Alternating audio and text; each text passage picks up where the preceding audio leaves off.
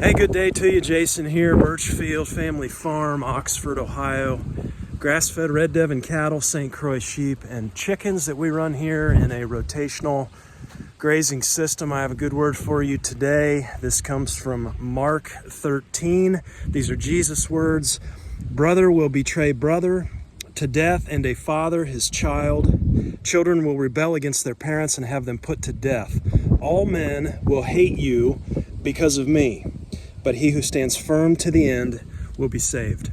It gets ever more interesting to consider the times and the seasons now. We certainly can't say that it's a dull time to be in existence nowadays. I oftentimes wonder how much longer even just the reading of Scripture will be permitted here. I don't know. Seems like a stone's throw away from just further censorship. But here we are, and it doesn't really matter. Truth prevails. We need to do a cattle move, sheep move here. We've had quite a lot of developments here just over the past few days. I want to share those with you. We have split our mama cows and heifers off from the bulls and the steer. We still have bulls and steer out on paddock 7, that would be. We've continued to move them through the rotation. Sheep are in their own world. They're doing their own thing. I can't wait to tell you about that. But mamas are over up front. We've had intention with doing that, and it really is going to lead me into, I want to kind of bring this all to a point or a head, and I want to talk about my biggest ongoing mistake that I'm making with grass-fed cattle. Grass-fed beef. Okay, so maybe I'll just start with sheep here since I find this so interesting. We still got our roosters out here in, that's paddock 11, still running them over that ground. You can see all the hay, just the leftover hay, stubble and whatnot that we've, fed out to cattle and they've wasted. And my thinking is, in prior years when we've had that out and it sits, when spring hits and even into midsummer, we'll see that spiny amaranth come on. And really don't get good grass growth where that hay is laying for at least halfway through that next grazing season, and that's costly, right? And so came up with the idea, what if we could continue to run the chickens in the chicken tractor through the winter. Now these are our roosters, these are our tough guys. Our hens are in the coop, making our awesome compost in there for us. But running those roosters over that spent hay, that wasted hay, that's going to put down that nitrogen, right? And as Salatin says, and we've talked about this before, we're going to make that carbonaceous diaper right there on that pasture, right? And so that nitrogen, my thinking is that nitrogen is going to help to break down that spent hay thatch there and really get that incorporated. And then, after that, we can get those worms up in there and hopefully get that broken down a lot quicker with that nitrogen. Sheep, look at these guys. See them over there. So last video I did, and as of last night, we were grazing them back on the hayfield. Actually, not on the hayfield, but over to fence row grazing is what I call it, and that worked out great in the fall. They loved it. We moved them down a swale that we have back there and grazed all that overgrown stuff. We had little mini trees growing in there and got all that cut back. They did a great job. And when I brought them up, they were like in the best condition, body condition that I've ever seen. And so I thought, you know what, let's put them back there. We did the video last time on the maple syrup season and even tapped a tree and had that running into our water. All that worked great.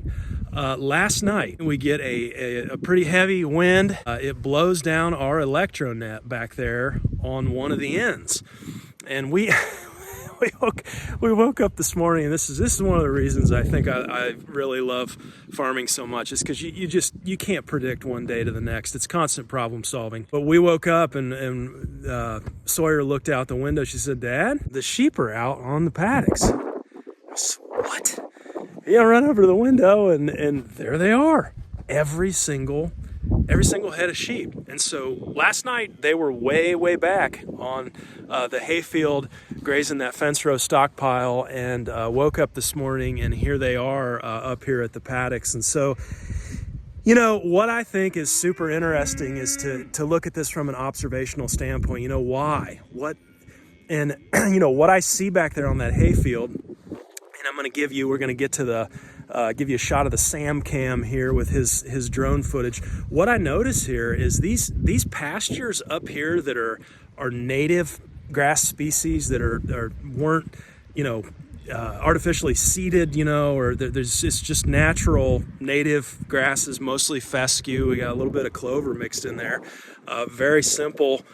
Here we've never really done much to it. But I'll show you those shots here. Look at the difference between the coloring on the hayfield. You see the hayfield on the right here, and then the pasture on the left. Look at the green in the native pasture there compared to that hayfield. The hayfield is not grazed. It's primarily hay, and when that was seeded back in 2020, and the seed mix, I look back, and that seed mix was primarily an orchard grass. And so I think there's something we can glean here from this observation, and actually the behavior of the sheep. Right, they're seeking out what they need and what they want. I mean, those sheep got out clear all the way in the back and made their way all the way back up through a tiny little gate opening that we had, and came up here. Every single head, right? Every single one of them. None of them stayed back, and so that's telling me, they were out in the middle of that hayfield. That's telling me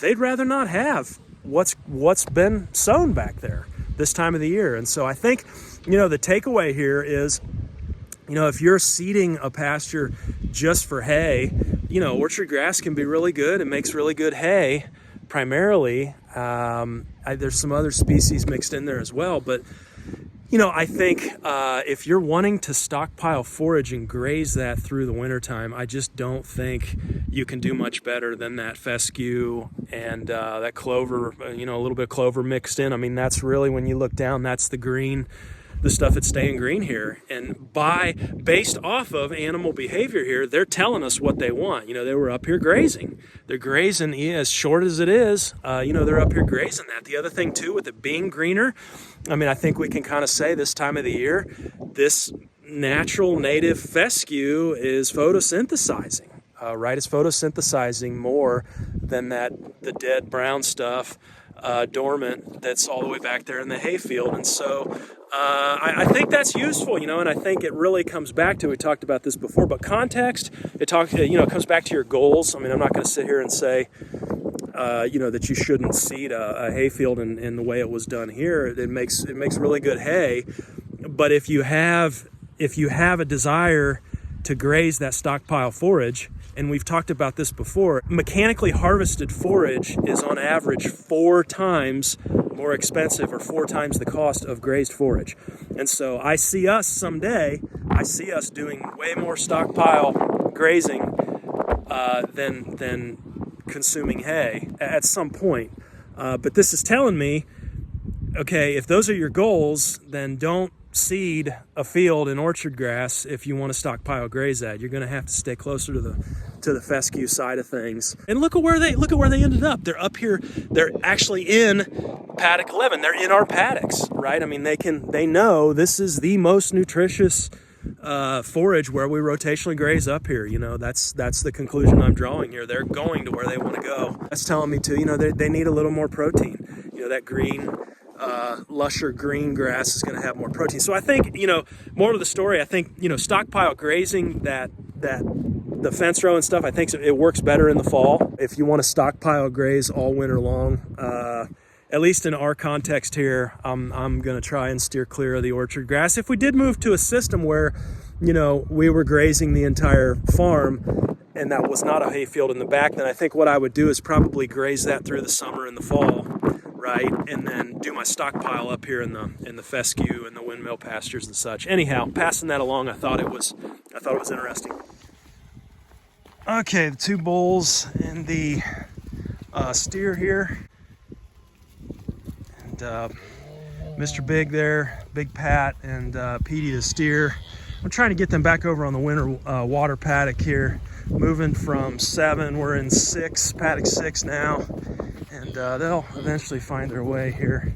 But we got them peeled off, the females. I want to talk a little bit about that today. We're heading the wrong direction, guys. Wrong way.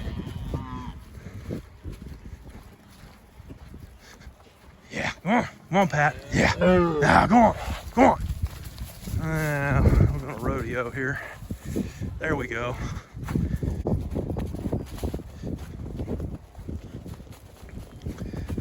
Did you get him? Yep. Okay. No, don't tear up Mama's asparagus patch. Daggone it. I'm gonna catch heck for that. All right. They're happy to have a little room to roam here. Okay, so the goal here is to get sheep. We got Chili Dog here on the drone. I'm gonna try and use that like a herd dog here and move them all the way back around. And there is no fence wire right there right now. And then right through here, I've got this gate opened up and I want them to come through here and down and then out. Sounds like a lot of horsing around, but I think, let's see if he can do this here with the drone. He's got them on the move. Coming this way. Slowly but surely here.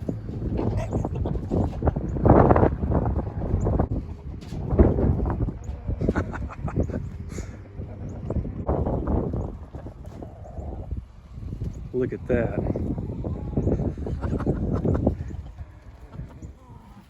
Now they may have trouble here. That gate's open, sheeps. You're not going to know it, but I'll stand here to kind of help out. Go through the gate. Enter through the gate, sheepies.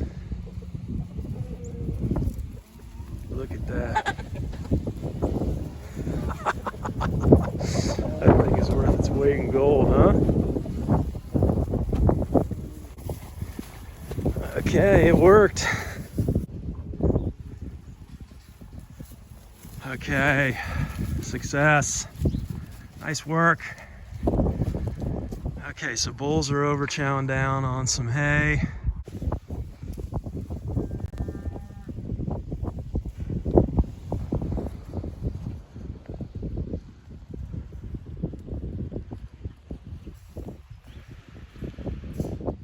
Okay, so over here with mamas now. Again, we've got mamas peeled off from bulls and steer here, and from the sheep. Mamas have their own dedicated section here. I've got the heifers in here. We have 2 lactating mamas in here, and this is primarily what I wanted to talk about. The biggest mistake we've made with grass-fed beef, and I'll just say it right up front and then we'll get into the details. It is the mistake of not calving when the grass is green. In other words, not calving really the month of May would be ideal here. And in not doing that and in maintaining this grass-fed status for beef, it's been a giant mistake for us. And let's get into some of those details. So on these Red Devon here, in terms of expectations, especially going through a winter here, I can take a regular bull, a steer, I can take a heifer, even a regular cow that's not lactating. I can take them through a winter on only marginal hay. They will maintain condition. They are incredibly hardy. I'm a big fan of these Devons still, especially if you're just starting out. They're so hardy that they just give you such a there's such a leeway there for mistakes, and believe me, we've made a lot. But we're coming up on what, 4 years it'll be here in April that we got these Devons. We started with 4, we're up to 9 head now, so they've done what they needed to do. That kind of, in my mind, that's the measure, right? If you're running if your animals are getting enough, if they're doing well nutritionally, right? It's reproduction. Reproduction only happens after basic needs have been met. And so I'm still a fan of these Devons. What we've encountered, though, is it's your lactating mamas. And we've got, there's Daisy there with there's the 2 calves over there. And that's what I wanted to talk about, too, is that we did end up putting out a Rio Max lick tub. It is American Grass-Fed Association approved, so it is for grass-fed herds. No grain in that thing, but that's got protein and it's got mineral in there as well. It's doing both. And I'm just noticing in my lactating mamas, I'm just noticing them dropping a little bit of condition here. We've fed nothing but hay all winter. On a lactating mom, especially on M there, M's over there, American Milking Devon is what she is. She's registered. Now on her there, because she's a dairy animal, she will drop. You'll notice that when she's lactating, she'll drop. It looks like she's dropping condition. That's the way they are. You know, dairy animals are just, they look thinner. Now Daisy, there's a beef animal. I'm just not happy with the lactating mamas and their condition right now. And you know, one of the first signs that you'll start to notice is it'll show up in the calf. And there's Bobby calf there running towards us. She was born January 5th. And you'll start to notice what we notice. The first sign, you'll see a little bit of scouring in the calf. And you know, scouring can be caused from a number of different things, but in our case here, it's nutritionally based here. These mamas just were not getting quite enough with only the hay. You know, and you start talking about expectations, and I just think it's unrealistic to expect. You know, both these mamas, these lactating mamas, are bred back at this point, so they're not only nursing a calf, they're trying to keep their own body condition on, and you're asking them to grow another calf while they do all that. I mean, that's just to me, that's too much to expect of them. And so we've seen a drop in condition, and I saw Bobby calf there start to do a little bit of scouring, nothing severe. She's just trended more towards that diarrhea side last week. So we got Bobby in the barn there. We treated her with electrolytes for a couple days. She's doing better. Daisy's our other issue there, right? She's nursing right there. Big Hank the Tank. We call him Hank the Tank. He's a hairy beast. Just about a 6-month-old intact bull calf, and he's just bringing her down. He's not quite 6 months old, so I haven't wanted to wean him yet. But that's really what needs to happen. I need to pull him off of her. And you know, what are our options here in terms of grass-fed? Well, we can feed alfalfa pellets. You know, I've done a little bit of that here. Those are higher in protein. You know, again, we've got some tools in the tool belt though. You know, let's monitor. We've been monitoring manure pads in the mamas. Those look good, especially since we put that protein tub, that lick tub out. You see him hitting that thing right now. If I grind the alfalfa pellets, and when I'm talking alfalfa pellets too, make sure you check your ingredients list on the bag. You want 100% alfalfa pellets. You don't want don't buy the stuff with preservatives and all that other crud in it. You don't need that. Get the 100% alfalfa pellets, about 17, I think I read 17% protein. You know, we grind that and mix a little bit of molasses in there. It makes a very palatable supplement that they're going to get both protein and energy off of that mix. It doesn't take a whole lot of molasses, just a little bit. Again, you know, we want to keep these mamas in tip-top shape. You know, it's fine. You can let them go and lose body condition. The problem's going to be they're not going to breed back for you. You know, it's going to take longer to breed back. We talk about that postpartum interval. You know, after calving, you got about 60 to 90 days in that postpartum interval where they need to breed back. And if they're not in great body condition and great shape, they're not going to do that. And so, you know, we're monitoring things here. We've taken some action here, put out a tub, keeping hay in front of them all the time, giving the two mamas a little bit of alfalfa here to supplement on that protein, a little bit of energy, just monitoring everybody close. Still a fan of the Devons, but just it's a struggle this time of year here in mid-February when we really don't have a whole lot of grass on. So again, this turns into one of those situations here. Learn from our mistakes. You know, separate your bulls and calve in the month of May if you're in my area. That's just my best advice on grass-fed beef. We could avoid every single one of these extra costs right now with tubs, extra alfalfa for protein, you know, molasses, all that stuff. That all goes out the window if you're calving in May. You don't need it. They're on good grass in the rotation. And so, you know, why have we not separated bulls off, you know, up until this point and calved in May? Well, it's been an issue of we're just running too thin on ground. You know, we do quite a bit on a very minimal amount of acreage here. And we haven't set aside the extra acreage to pull the bulls off. We do that with sheep, and it's great. It gives us that lambing season in mid-April. But to do that with cattle, you need a little more ground for those bulls. If you're going to graze them through the summer months, you're going to have to pull them off and separate them and have a different area. And so it becomes a little more challenging. But that's You know, that's one thing I want to move towards is lambing in April here and then calving in May. I think that would be great. The other thing too, I showed you Hank the Tank. You know, he was born in August, and you say, well, what's wrong with that? You were calving in August there. That's better, you know, than M dropping a calf here in January. But it's still challenging because, you know, I want them having at least 6 months on mama. And so you get into a situation where here we are Valentine's Day, and we've got this monster of a bull calf nursing on mama, right? And dragging her down. She's losing condition. And so I'm going to have to pull him off here, you know, just a little bit before 6 months. Not really what I want to do.